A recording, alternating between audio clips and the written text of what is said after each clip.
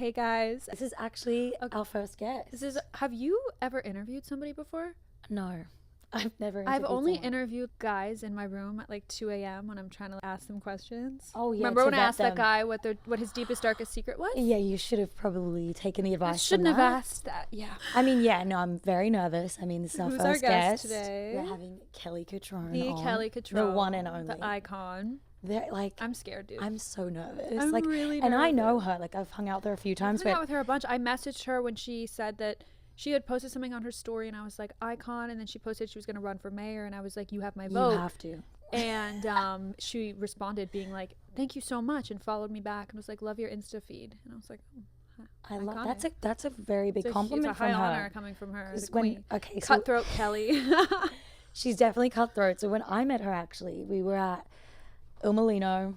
I was looking at this dog out the window. I was with my ex. I recognized her immediately, but I couldn't From the place hills. it. Yeah, I was like, oh my God, I know who that is. And then we ended up inviting her over, and we all sat there on the same table for hours and just vibed. Honestly, she was so much fun, but equally as Scary. terrifying, Yeah. as funny. But I love the fact that she's brutally honest. She's never going to sugarcoat anything. She's very New York in that sense. It's very much like what you see is what you get. She's going to say how she Exactly. feels. And I have respect for her. Instead of faking it in front of the camera, Yeah. she's just so unapologetically herself. Kelly is just Yes. who she is. And I think that that's Authentic. why people have such amazing things to say about her. Yeah. I'm scared though. I feel don't know. honestly, she's going to be amazing. I think she's going to be amazing, but I'm just terrifying. I've been doing research. I've been watching Kel on Earth to try to if you need to cry, go outside. I love This that isn't group quote. therapy. Wait, she's so iconic for that. Yeah, no, she's so iconic. I hope she likes our outfits and doesn't have I mean, I hope she doesn't, ask because her it to would be rate our- even funnier. She called us her children at the Nigel Barker's coffee thing. Yes, we recently went to her event. Because she texted, because her assistant, we've been like, this Going has back been and in the forth. works. This has been in the for works. months. It's been up and down, And back and forth. I had emailed her and I had followed up, and she said, I'm in. That's all she wrote. And we were like, oh my God, yes. If only it was that easy. She's and then a we woman were of few following her words. back. And she said, and so we were planning it. And we were like, oh, you can come in. We shoot in the East Village. And she's like, I didn't think it would be an all day experience. And I was like, I'm terrified. Call it an experience. That email, I was like, she's not doing it. Wait, should we pull up the And then email? she wanted to virtual session. No, because she wanted a virtual, and we were like, we don't do, because we're not gonna do. Because we wanted her in here. We wanted her in here. The There's dynamic's the more chemistry. fun, and it's better when you're in person. I don't like to watch podcasts back and have someone be virtual, and there's always things like connection issues and just stuff that can go wrong. There's always connection issues, and it's Pixelated and bad quality. the it's only fun in time we're person. doing virtual is if somebody's literally in prison. Yes, which we might. Which- she was a little bit not keen on it. Yeah, And then we've locked she it was in. like, and I thought it's- this would be a virtual thing. I didn't know it would be an all day experience, and we And were then, like, so then her assistant's come to this event. So we go to the event. we have and to go to she's- the event, we yeah, walked which we're in, excited to go to. and it was amazing. Yeah. And then we walked in, and Kelly's like, "Can't wait for the podcast." And, we're we're like, "What?" Yeah, we didn't had think to she was work gonna for it, do which it. is so Kelly Cutrone. I By love the way, that, having though. to work for her, because she is an amazing guest, and we were so down to show up at the event and support her and support Nigel. She's great and events. we had I've so been to much a few fun. of her runway shows that she. We got pizza after. I spilled the chili flakes. Honestly, it was such a fun time. I love it. And she was so sweet. She was introducing us to everyone. Everybody. She's so accommodating. She was like, this is this person at Vogue. This is this person at. So sweet. And this guy came up to me and he was like, I met Kelly at Soul Cycle, and now she's my mentor. And I was like, See, that's it's so me coded with her. Yeah, you but can even meet her and a she can guy love that you. isn't famous, isn't in the Yeah. fashion industry, the fact that she still keeps up with him and kind of mentored him is Yeah. just so great. You Well, know? even me, right? I'm her worst nightmare. I'm an influencer. And Yeah. when she met me and I said that, she asked me, "What brands do you work for?" And I said Revolve with Which pride. is her and that's her worst nightmare. Yeah. nightmare. And then, you know what? She's like, "I love you." She's like, she'll introduce me to people and be like, "This is the only influencer I like." And I'm like, I love that title. You know? I don't care if she but says I consider it. you I love more it. of a Reality TV personality. a kind TV of. personality and a content creator. Okay, well, Do I look let's just good? I'm just you look amazing. I think it's gonna be great. I wore and black in honor of. It's Friday the 13th, guys. Wait, too. what a crazy!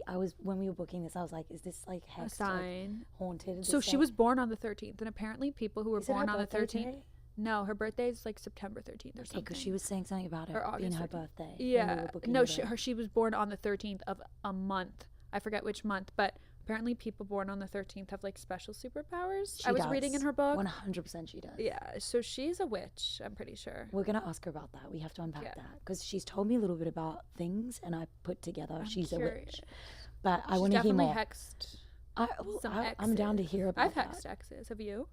Have you ever paid a witch to hex No, I usually just pray for my exes because this is a great loss. So I feel like I need to put some help in their life after. Oh God. After Well, I'm glad we're interviewing other people and not like dropping our lore. I feel like we dropped enough lore for a lifetime. I'm done. Are you done? I mean, I'm done. I feel like it was a good little like teaser into what we've like experienced, and now we can go on to have some really fun guests. And we're starting it off really well. Yeah. So let's cut to seeing Kelly. Hi, it's Kelly Cutrone. I'm here on an unnamed podcast, and I am the first guest.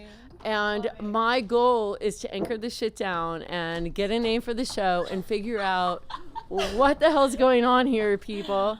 I'm gonna start with a shot of tequila because that's what we all do. It's your wine. Wait, should I kind of want more. Okay, she's gonna get drunk, but I love it. It's fun.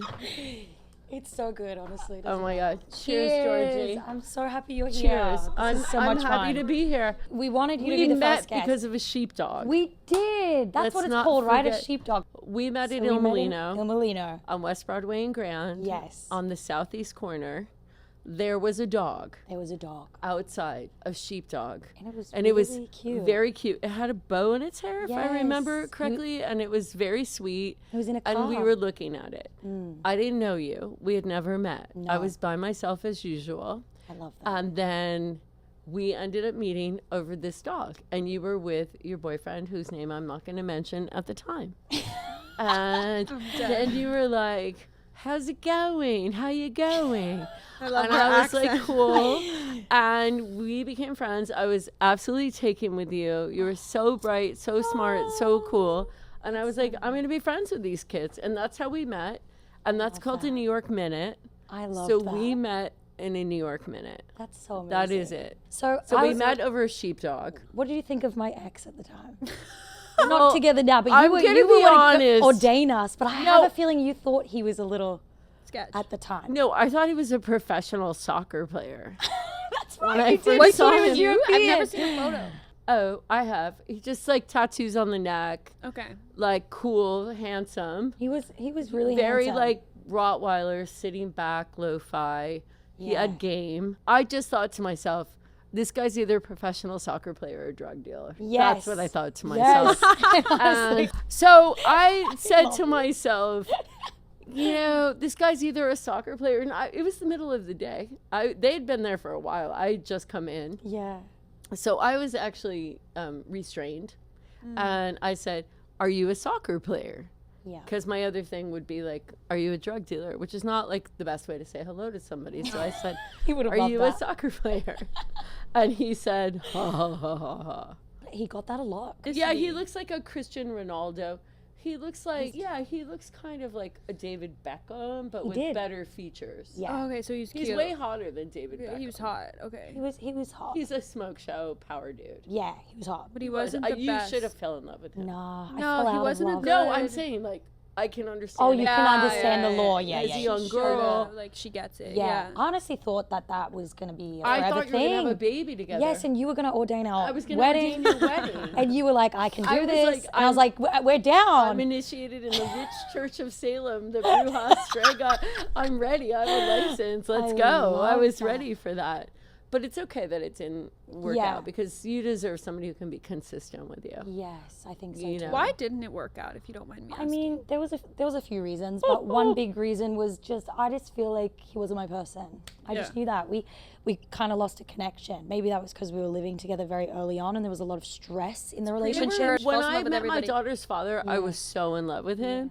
And when I figured out who he was, I really didn't like him anymore. Sometimes Mother Nature just gets like a computer chip and puts it in your head and you're like running for that dick. You know what I mean? And it makes no sense. You're like, dick chaser. Yes. Past all of it, and then all of a sudden so you weird. start seeing it. Yeah, that should be a good cartoon So for your podcast. but Ava's Dick Chaser. father was the Italian actor, right? Correct. But why is her last name then? Oh, I'll tell you why. Okay. Yes, I want to know. Oh, God. Come on. I want to try to do this as nice as possible for everyone. Okay. So I was married more than once. When you were 21. That's the Someone first time. who's 17 years older, right? Correct. Okay. Look at you. I read your book. Wow. Yeah, it was great. I was married to Andy Warhol's protege. He was a famous artist, and I came to New York, and kind of like how you guys probably feel, it was like I didn't want to be famous. I wanted to be successful. Right. I wanted to be powerful. And I met this guy, and I fell in love with him. He was 17 years older than me, Ronnie Katrone. He was Andy Warhol's protege, and we got married. Like, we were 2 months into it. We were having sex one night, and he goes, I want to marry you. And I was like, okay, let's get married. Meanwhile, my mother, who's like from Syracuse, I was like, I'm getting married. She's like, who is this guy? And I'm like, oh, he's 18 years older than me. And my mom recommends that we lie to my father about his age. I'm like, what the fuck is going on? Like, this is no way to start like a relationship in a family. And your dad was strict, right? Very. He didn't want you moving to New York. He didn't want me moving to New York. They had no money. Like, he gave me a $2,000 check. Yeah. So anyway, I marry Ronnie, and that's like whatever. And it was great, and I love Ronnie, and he passed away, and that's a whole separate story. But we were married, and then we weren't. And then Ava's dad. Then I was married to an actor named Jeff Kober, Kober, in case you guys want to do the research. And then I met while we were married. Our marriage was kind of falling apart, and we ended up in couples counseling, which I don't recommend. I think it's a big. And by the time you're like asking a stranger to help you with your personal life, like you're already cooked. You're cooked. I mean, no offense, but like I pray to the goddess Kali, so we go to this like really expensive therapist in LA, and we're there, and I walk in, and he has like a big like curtain of Kali behind him, and I'm just thinking this isn't going to end well. And at the end of our disclosure about what our issues were with each other, he looked at my husband and said, "Okay, asshole, what do you have to say for yourself?" Anyway, by that point, we're sleeping in separate bedrooms. I go to Paris to do Fashion Week. I was doing Vivienne Westwood, Paco Rabanne, Thierry Mugler, and I go there and I meet this guy. And I meet him through a photographer for Italian Vogue, and I walk into the Coste Hotel in Paris, and this guy's there, and I like cannot speak. And so even though, like, I'm sure you guys know this, like if you people think you're powerful or whatever, you kind of get disarmed in love, right? Yes. So I don't really have a lot of game. Like, I'm a geek when it comes to that stuff. Right. And I was just like, oh my God, dear God, like, please, no. And everywhere I went that week, I kept running into him, including he was seated next to me at a dinner party in Paris. And the whole time he was sitting next to me, I kept thinking, I just want to have sex with you in the bathroom. Yeah. Like, this is you're like, just, I'm going to go to the bathroom, sending you messages. You are going to follow me downstairs and fuck my brains out in the fucking bathroom. That didn't happen, but the psychic waves did catch up. And I came back to the Coste Hotel one day, and there was a message saying, Miss Cutrone, there's a message for you. And it said, you will not leave Paris until you see me. And it was from Ava's dad. So attractive. But it was weird because he was 25. I was 35. That's not that weird. I'm 59 now. So that was like 24 years ago. And the crazy thing was, I ran into him on the last night, and he took me for a ride on his motorcycle around Paris. And we went by like, and he's an Italian who like grew up in Monaco. And I felt fucking in love with him. Too. So beautiful. And so I was just like, whatever, my life's looking up, but holy shit, I'm married. I need to get home. At that time, my husband went to go do a movie, and I had said to him, will you come to Paris with me? And he said, no, I have to go make this movie. And that's where I met this guy. So sometimes, like, if boys won't travel with you, bad things happen. So anyway, it was like 4 a.m. I was packing because I had to go to Charles de Gaulle Airport. You were still married to... You weren't still married to Ronnie, right? No, I was married to Jeff, my second husband. I was legally married to Jeff. We lived in the same house.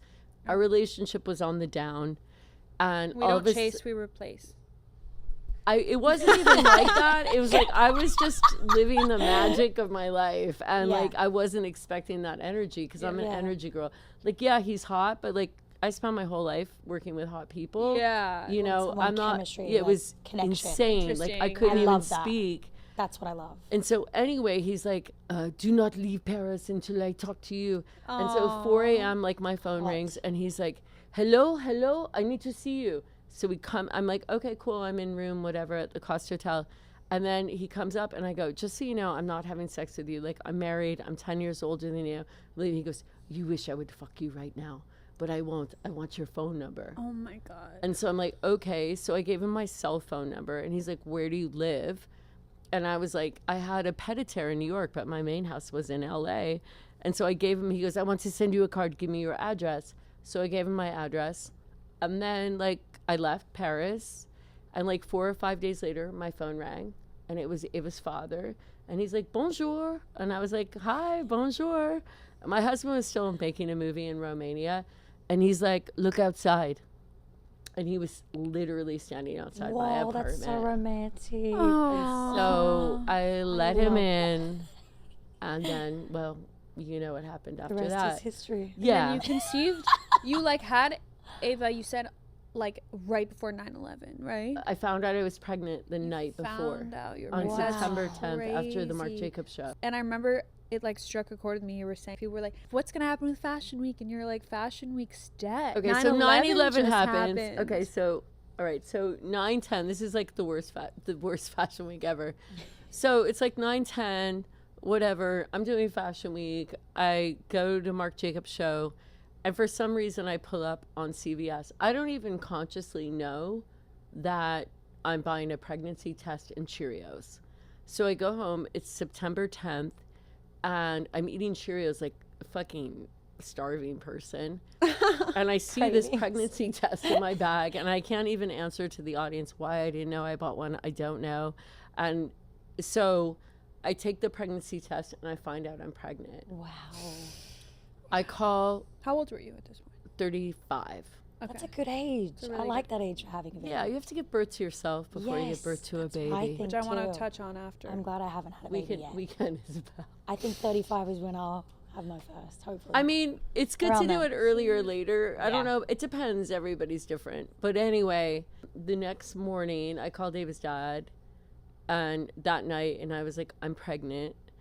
But before that, I looked into this spiritual book that this guru had written, and I was like, please give me a sign. Am I meant to have this baby? Wow. And there's only one stanza in this 956-page book about birth. And for whatever reason, I just was like, dear God, please give me a sign. Am I meant to have a baby? Boom, like Russian roulette. Hit this thing, and it said, the great souls of life come down the amber stairs of birth. And so I was like, okay, I'm meant to have the baby. I'm not going to have an abortion. I'm going to have the baby. Have you ever had a, I've had 3 abortions. Like, I'm definitely having this baby. I call my parents, and I go, I'm pregnant. And my mother goes, oh, no, you've left 3 dogs here. I'm not raising another baby. You are not. And I was like, you know what? If you keep this up, you're never going to meet your grandchild. Yeah, okay? exactly. Like, this is not okay. And my father, who was the strictest, said to me, Kelly, if there's anybody who could do this by themselves, it would be you. 100%. But I know one thing about you. I don't know Romeo, whatever his name is. You're married to somebody else. You need to ask yourself, do you want to be a single mother? right. Because this relationship is going nowhere. And I thought that was a bit of a buzzkill thing to say. Like, I was celebrating my maternity, you know what I mean? In the 1 hour knew I was pregnant. But he made a really good point, and I knew at that moment that I wanted to have this baby. I called Ava's dad. He was really excited. I went to sleep. 8 o'clock or 9 o'clock in the morning, you have to like check the tapes on when it happened. We were in Soho, and we heard a boom, and it was Fashion Week. Wow. And then my phone rang, and it was Ava's dad, and he was like, mon amour, are you okay? There's a tragedy. Oh my And then the second plane went through. Everything bad happens during Fashion Week. Like the hurricanes, like you name it, bad shit always happens Cursed. during September Fashion Week. Yeah. Wow. And so then like our clients were calling like, is my show gonna start late? It's like, are you fucking kidding Are me? you Oh, kidding? it So I doesn't just matter, had more yeah. classic fashion. Fashion Week, yeah. So that's how that went down. And Okay. that's how Wow. I ended up finding out I was pregnant. By the way, Ava's amazing. She's so amazing. sweet, and I like. at your event. She's just such a light. She's so much like you in so many ways, but so different to you. Way better than me. She's so great. You know, every parent wants their child to be better than them. Yeah, she's like a sweet girl and like a hard worker. And she's a hard worker. She's really hardworking. She is. She's so professional. Really professional. Like working at people's revs. I love her. I think she's great. Yeah, I love her. She's amazing. I'm proud of her. She's been. You should be. She's been my biggest love affair ever. Can I ask you, what happened with you and the guy that you were seeing? When I met you, we were both in relationships, and you were actually thinking about exiting it that day. You were telling me about it. You're like, I think I'm going to end it. Right. And I was like, do what you think is right. And you were like, I'm going to go back. And then what happened? Did you get back together? No. No. Like that, it ended that day? Yeah. So when I told him I was breaking up with him, he choked me. No way. Yeah, was that the first time something like that happened? No. With him? I'm so sorry. Well, with him, yeah. But the thing about this, and we should talk about domestic violence. We should, because it is a thing that people think about, right? And people who like, you know, there's a big difference between my persona in the media and who I am at home, right? Yeah. So people think that I get whatever I want. I'm a fucking bitch. I'm argumentative. I'm a boss bitch. So we're talking about domestic violence. So the big overreaching arc on domestic violence is, and I think that if we talk about Rihanna, and then we can talk about myself, right?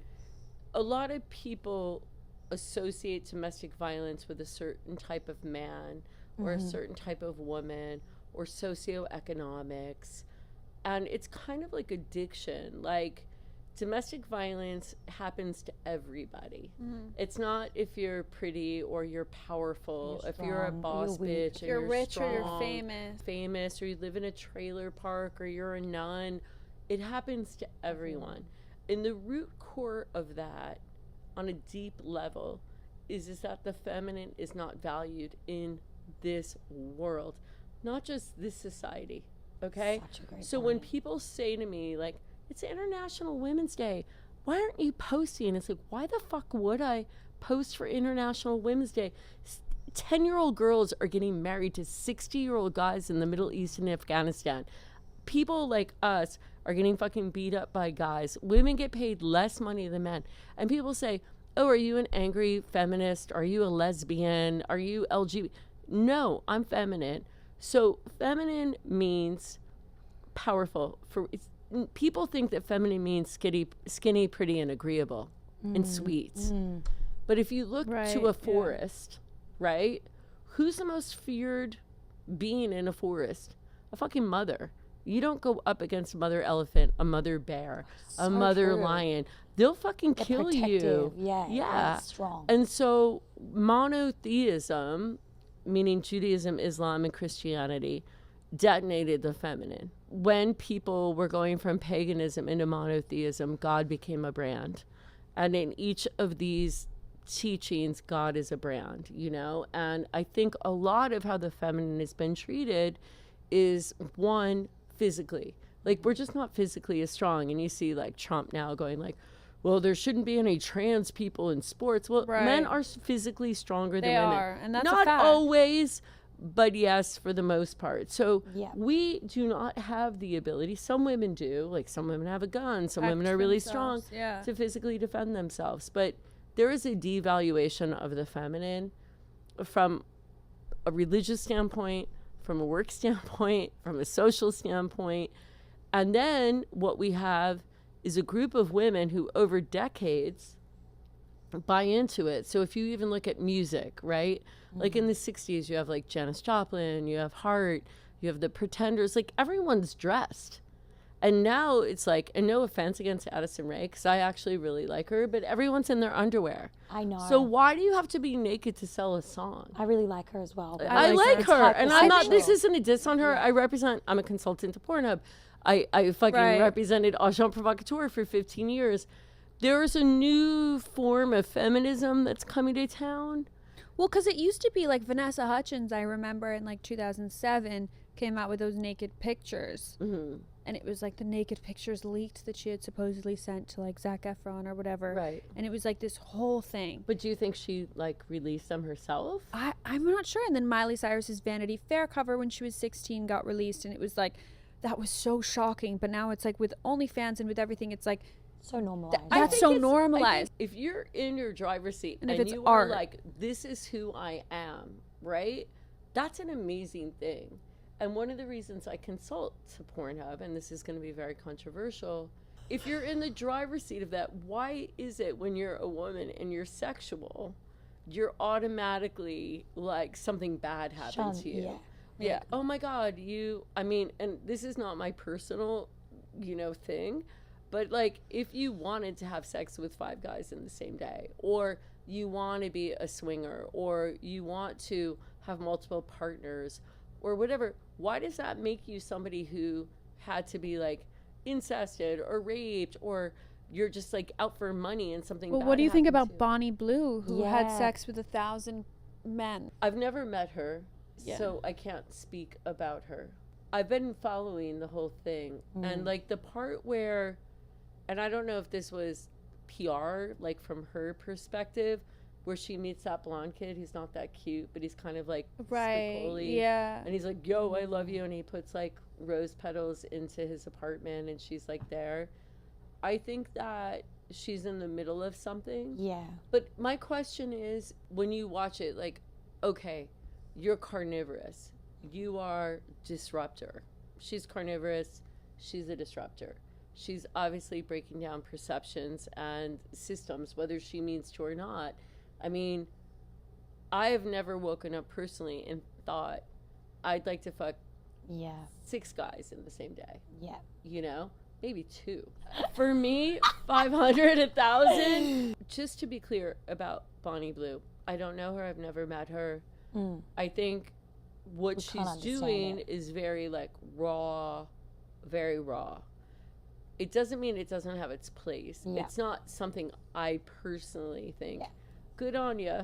Do it in an Australian accent. I wish I could do that. Good on ya. No, it's not a fantasy that I've ever had. Yeah. But then there's other elements, like as a publicist that I'll talk about, that come into it, which is fame, power, and money. And she's getting that, which is she's successful. I mean, I don't know, but sometimes like, when is enough enough? And is she in a place while she's in the process of all of this to have like an upper awareness of her situation? I don't know that. My point is that because a woman is sexually carnivorous, right? Doesn't mean something bad didn't have to happen to her. My question is, sometimes when you get in the middle of an idea, you avalanche out. So my question is she avalanching, or is it intentional? I don't know. My mom used to tell me when people marry for money, they earn every penny. My grandma says that too. Yeah. So maybe it's like she's earning every penny of it. I don't really know. I don't know what makes her engine go. I just finished reading your book, and I don't know how sensitive this is to you. You can ask me anything. I just I wanted to like talk kind of about your first love. He was my first husband. It was like fiery, and he was like this amazing pop artist, and you were in New York, and it was the 80s, and I'm just kind of curious, like, did you go into it thinking like this guy is super intense and really creative and really like a genius, and was that kind of what drew you to him? Every time I've been in love, I go off energy. Same. Right? Me too. Us too. And I don't go off thought. And I don't think that's necessarily the best way to go. I wouldn't recommend that for anybody. When I met Ronnie, I literally fell in love with him right away. So what happened was I moved to New York as a nurse, and I left my job, and I was offered the opportunity to babysit a mafia princess who was pregnant with somebody's child. Wow. I was supposed to watch her for like a week. I ended up in this club called Carmelita's. And anyway, I met Ronnie Katrone that night. I did not like him. And the party went on. I ended up at Nell's. You guys can Google it. It was an amazing club. I saw him there, and I was cold. And he said, would you like my jacket? And I said, sure. And then I went downstairs, bought an 8-ball of Coke from some Haitian drug dealers downstairs at Nell's. And we went back upstairs, the night ended, and he's like, I'm going to go home. I'm like, okay, cool. And I was going to go to another after hours club, because in New York in those days, there was a club called Save the Robots, which opened at 4 a.m. And it's called Robots because everybody acted so like a robot. We would love that. And everyone did cocaine all night. And there were a bunch of like Haitian drug dealers that were comme des garçons, and it was fun. And so I was like, okay, cool, bye. And then all of a sudden, I got to the Coke Club, and I was like, where's my Coke? Holy fuck. I left it in this guy's pocket. Yes, I remember. And there was no internet. So there was a phone book, and I looked up his name, and I ended up trying to find his apartment. I ended up at Robert De Niro's father's house, who happened to live across the hall from Ronnie. Wow. And then I went home defeated at like 6 a.m, like dying for Coke, and fell asleep. And the next morning I called him up and I was like, hey, I think you have something of mine. And I need you to bring it to me with like some Haagen-Dazs or whatever. Bring me my Coke. And so he came to see me, and I said, oh, I'm babysitting this mafia princess. Do you want me to make you pancakes? Would you like an orange juice? But it wasn't my apartment. It was a loft on West Broadway. Wow. The orange juice was rancid. So, and he's like, I'm doing my taxes. I'm like, come now with my Coke. Yeah. And he's like, okay. So he comes. I serve him rancid orange juice and like runny pancakes. And he goes, you are the craziest person. This fucking juice sucks. Your pancakes suck. And I was like, I'm so sorry. And he goes, but I want to fuck you on the roof. And I was like, oh my God, I would fall great. For that. I totally did it. Next thing you know, I'm like married to the guy. Yeah. Wow. So you get married, and then you're fast, like, not heavy. This is not what. No, we did it for like 2 years. Wasn't he a little bit crazy? Or? Ronnie was like childlike, and he was infantile, right? So that's what I loved about him. To relate to. Yeah. He would be like, Kelbab, my shiny little Kelbab. Oh, I love that. He like painted cartoon characters, and like he did not have, and like we're going to go into the domestic violence thing, and I'm not making excuses for him. It was like he didn't have, like when people look at the world, they want you to look at it from the middle. Like I've never lived in the middle. I've either lived on the left or to the extreme right. Like I'm either with super successful people or like degenerate like artists. Yeah. So we tried to be together, and we were together in so many beautiful ways, and I learned so many amazing things from him.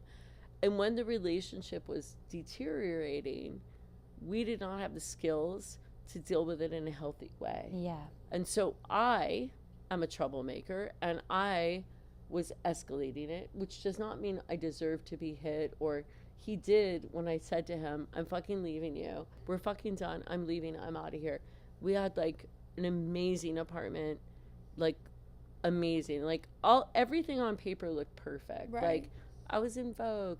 He was a famous artist. Oh. You know, everything was beautiful, but you're like inside, an artist's things wife. were really deteriorating. And so when I said to him, like, I don't even know why. I mean, because I was burnt or whatever. Because when he was depressed, and so when I would try to cheer him up, it like never worked. So I just got skinnier and prettier and smarter and more successful. And I had a bag of tricks. It was limited because I was like 22, 23. But I really wanted to like be a good cook, be a good wife, like make him happy. And like his depression was too intense. And then that caused a depression and a disruption in me. And then when it erupted, I was like, fuck you, I'm leaving you. I fucking am divorcing you. Fuck you, fuck you. And then he just like got up. And he had like this big sword because he collected a lot of stuff, and he threw me down on the bed, and he held a knife to my throat, and he said, I'm not the cultured artist that you think I am. I'm a fucking gang. And he grew up in the fucking projects of Brooklyn. He was Andy Warhol's assistant at the age of 15. He was in the Velvet Underground. Wow. He was like, I'm gonna fucking kill you, and I'm gonna fucking kill myself. And I like kicked him away from me. I ran out, And luckily, I was a publicist by this time, and I called Page 6, and I was like, I called the cops, What and was I called the title again of Love Split Love, because we had produced a fucking art show together called Love Spit Love, which was a nude art show. The spin-off's so good, like the name change. Yeah. And he was arrested. And that's crazy. But why do you think that like now you're like talking about him in such high regard? Because like you just made an Instagram of him. Like, do you think that like because he's not here anymore that you feel more so like No. So what happened was that was a very intense situation. But the way I look at life, not only with my lovers, but also with my friends, is there's 365 days in a year. It's like a bank balance, right? Yeah, for sure. And what he did was very like primal, you know? And I'd never had that situation with him before, and I never had it with him afterward. We split up. I never went back to him. I do think if you are, like, for young women who are watching this, if you are the victim of domestic violence, you cannot go back to these guys because they're not going to change. It's like when you're tattooed or you're a party girl, you meet other party girls, you're like, oh, hey. When guys do the shoot, if they do it once, they're going to do it 100 times. So the first time that it happens, I used to be like, I'm going to cut you a break, right? Like, listen, if you ever do this to me again, and that's what happened with my last boyfriend, which was like, he did get upset with me, and I go, if you ever fucking put your hands on me again, you're going to end up in a trunk or a cop car, and it's going to be ladies' choice. No, but so with Ronnie, we were never together again. I had a restraining order. It was a big thing in New York. It was a big divorce. I took no money from him. I fucking walked and I set up my own life, and I continued on with my life. We were enemies, like arch enemies for 2 years. Wow. Okay. I but didn't know that. Sometimes the truth of the connection lives beyond that, you know? And in Ronnie's case, we became very good friends again after that. And we were able to process that internally and fucking work it out. Yeah. And he became part of my nearest and dearest family. Right. I do not recommend that to somebody in their 20s. In closing, like about domestic violence, it's what I used to tell my daughter, what do we do with our hands? We keep them to ourselves. Yes. That is the outro on that. So if something like that does happen, you definitely should call 911 or the mafia. That's what I would recommend. That's great advice. 911 or the mafia. And if you need help with finding either of those, hit me up on Instagram and I'll hook you up.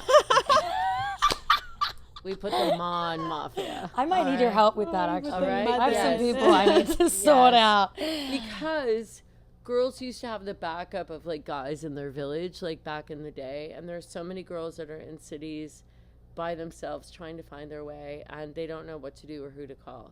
So if you need help, hit me up on Instagram. 1-800. Call 911 or hit me up on Instagram and I'll give you some phone numbers. I love you, Kelly. What would you say to somebody who's like mistakes like love for intensity and is like the tortured artist vibe, which I've been through a lot, and I like exclusively date artists, and we exclusively date like actors and artists and, you know, skaters, and it's just like you've said before, oh my God, I would never date a lawyer or a guy that works at, you know, a bank, and it's just like, is there something to be said about like dating a normie?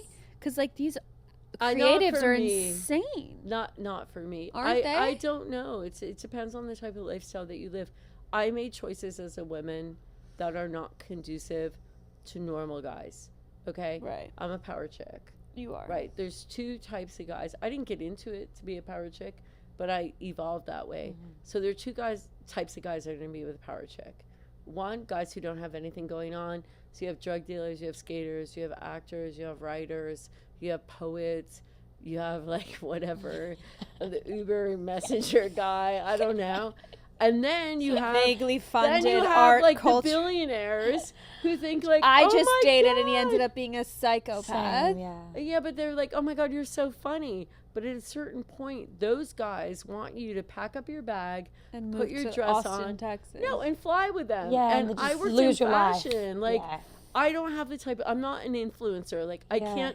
My life is not something that can be done wherever I am, and it's not going to be enhanced by traveling. Like, and I had to be in New York. Like, I had to be in Paris. I had to be in London. I had to be in Milan.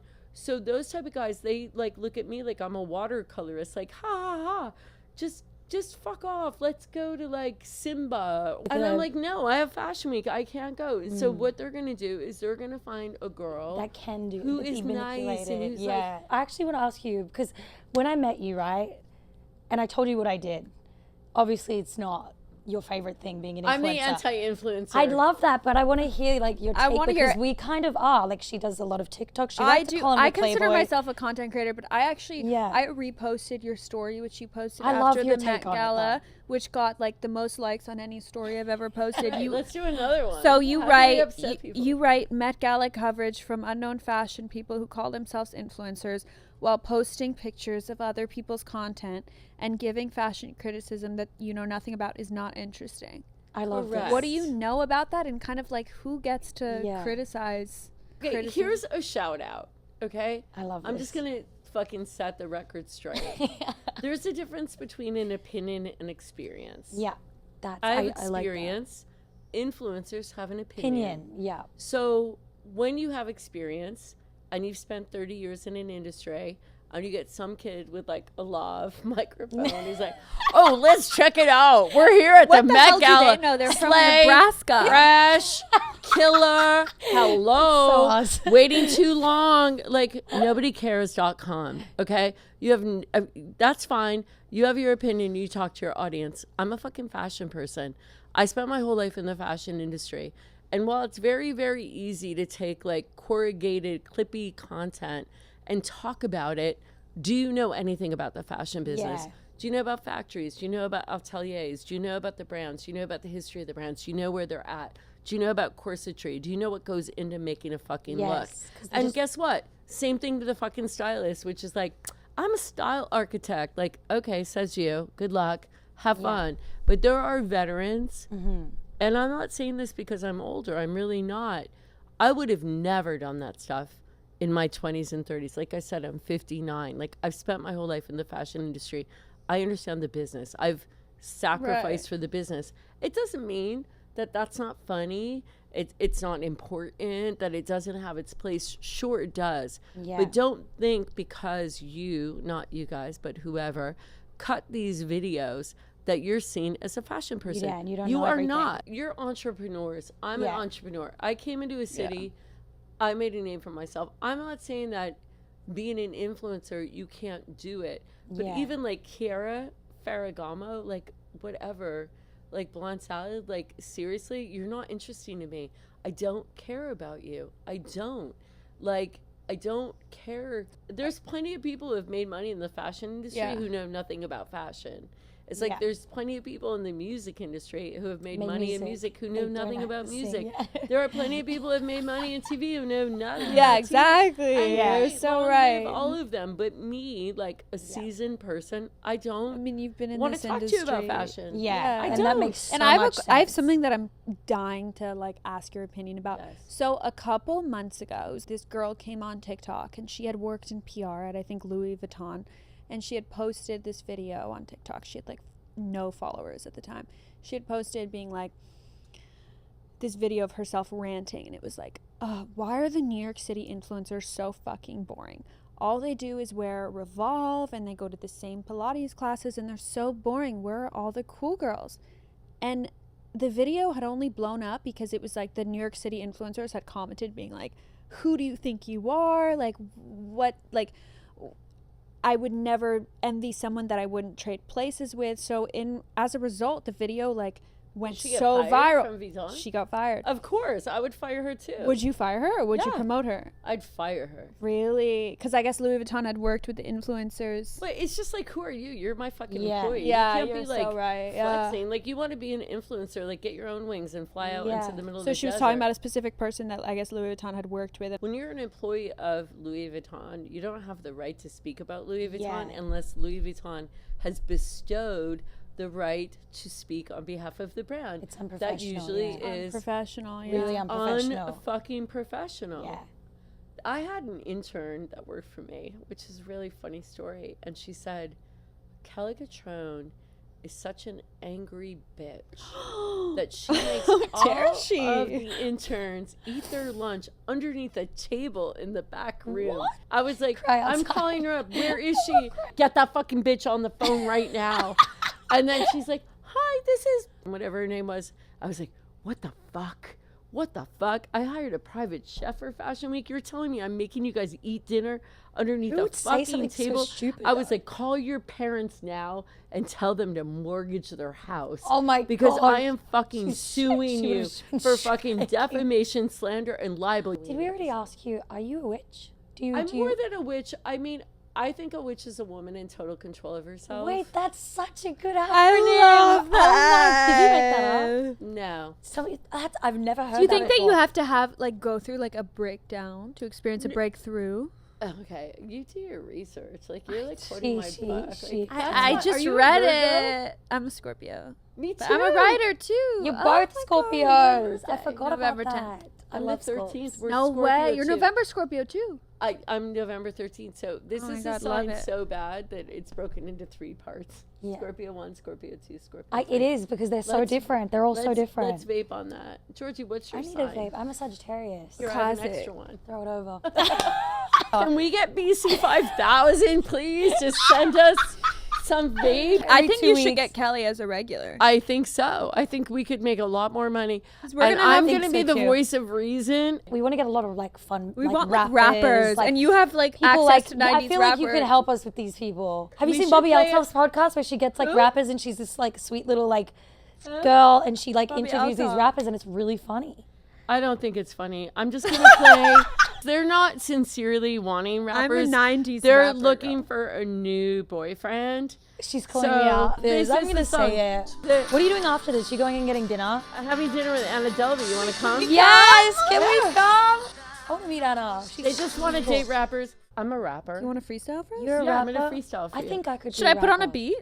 I don't need one. End it with the rap. I want your rap. So before I do the rap, I just want to say We're going that to learn, people Soho. think because of my age or because I'm white that I can't rap. And I don't that think is that. from a Gen Z perspective. I would never think that. Not inclusive because you can't judge a book by its You know what? cover. I know you can Okay. rap. You know it's I good when the just wanna say podcast. that. So, but before I do the rap, I need to speak a little patois and let you know a charticle of word definitions. So, y'all know what a machete is. It's a fucking big blade that people cut shit down with. Licky, licky, licky in Jamaica is somebody who has too much sex, eats too much food, like It's real. licky, licky, licky. Okay. Ting is like Mountain Dew of Jamaica. And Bumbaclot is basically Bombaclot. what happens when Satan gets his period. Okay? Bumbaclot. So, Bombaclot. So, here's my rap. Kelly Cutrone, it's my rap. Do not judge me, because you don't know. You don't know, child. I got a machete in this here ring. I'm going to get me some rum and ting. Don't make me cut you because you know that I will. You're going to like it. It'll give you a trill. Licky, licky, licky at my front door. Bumbaclot, bumbaclot, gunshots for. Bloop, bloop, bloop, bloop. That was Pull up. so good. that was way better than I thought it'd be. That's good. I'm dying. Okay, we love you guys. Repost, subscribe, and rate. We love you.